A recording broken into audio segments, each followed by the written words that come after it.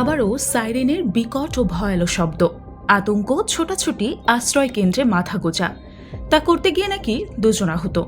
Yemen থেকে হুথির ছোড়া 2টি ব্যালিস্টিক ক্ষেপণাস্ত্রের কারণে এমনটা হয়েছে বলে দাবি করেছে সংবাদ মাধ্যমগুলো। সুনির্দিষ্ট করে বললে the Times of Israel, the Jerusalem Post, Jewish Press, Anadolu Ajansi, Reuters. Israeli সংবাদ মাধ্যমগুলো ছাড়া বাকিগুলোর প্রতিবেদনে ঘটনাকে ইসরায়েলের দাবি হিসেবে দেখানো হয়েছে।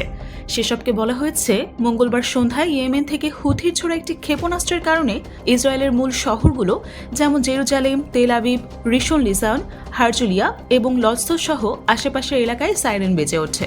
পরে সেই ক্ষেপণাস্ত্র ভূপাতিতের দাবি করে ইসরায়েলি প্রতিরক্ষা বাহিনী IDF। সাইরেনের শব্দ শুনে দৌড়ে আশ্রয় কেন্দ্রে যাবার সময় 2 জন আহত হয়েছে বলে এক বিবৃতিতে জানানো হয়েছে। ইসরায়েলের জরুরি সেবাদানকারী সংস্থা ম্যাগেন ডেভিড অ্যাডাম MDA। 2 ঘন্টা পর ইয়েমেন থেকে হুথির ছোড়া দ্বিতীয় ব্যালিস্টিক ক্ষেপণাস্ত্রে ইসরায়েলি ভূখণ্ডের প্রবেশের আগেই ভূপাতিত করার দাবি জানায় IDF। দ্বিতীয় ক্ষেপণাস্ত্রের জন্য সাইরেন বাজাতে হয়নি বলেও দাবি IDF-এর। IDF জানিয়েছে এই খবরটি বেতারের মাধ্যমে সারা দেশে প্রচার করা হয়েছে। 2টো ক্ষেপণাস্ত্রই হুথি ছুড়েছে বলে দাবি করেছে সংগঠনটি। এর মধ্যে একটি হাইপারসনিক ক্ষেপণাস্ত্র ইসরায়েলের প্রধান ও সবচেয়ে বড় বিমানবন্দর বেন গুরিয়ন বরাবর ছোড়া হয়। এই হামলাকে সফল বলে দাবি করেছে হুথি। আবারও তারা জানিয়েছে ইসরায়েলি আগ্রাসন, দখলদারিত্ব, নিপীড়ন, ধ্বংসযজ্ঞের প্রতিবাদে এবং ফিলিস্তিনিদের প্রতি সংহতি জানিয়ে এই হামলা করা হয়েছে। বেনগুরিয়ন বরাবর ক্ষেপণাস্ত্র ড্রোন হামলা আগেও চালিয়েছে হুথি। সবশেষ 4 মে একটি হাইপারসনিক ক্ষেপণাস্ত্র বিমানবন্দরের 3য় টার্মিনালের কাছে গাড়ি পার্কিংয়ের স্থানে আঘাত এনে বড় একটি গর্ত সৃষ্টি করে। এর প্রতিশোধ নেয় ইসরায়েল। ইয়েমেনে ভয়াবহ বিমান হামলা চালায়। আক্রান্ত হয় ইয়েমেনের বিমানবন্দর, নৌবন্দর, বিদ্যুৎ কেন্দ্র, সিমেন্ট কারখানা সহ বেশ কয়েকটি স্থাপনা।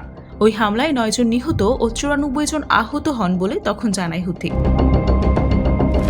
ফিলিস্তিনিদের প্রতি সংহতি জানিয়ে 2023 সালের অক্টোবর থেকে ইসরায়েলের মূল ভূখণ্ডে ও দেশটির নৌবন্দরগুলোতে হামলা চালিয়ে আসছিল হুথি।